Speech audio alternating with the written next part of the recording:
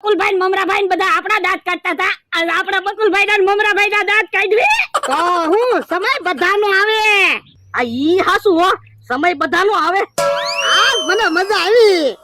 હું આપણા દાંત કેટલા કાઢ્યા. હારું છું મેં શેકેલી સિંગ નો ખાધી, નકર દાંત કાઢી કાઢી પેટમાં દુખવા પડે. પણ ભોળા દાદા જે થાય ને એ બધું હારા હાટું જ થાય. આ ઈ હાસુ તારું.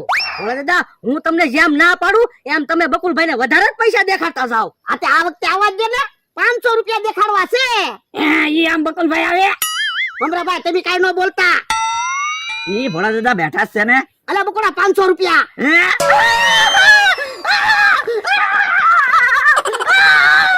ભોળા પૈસા ખિસ્સા મૂકી દો ને.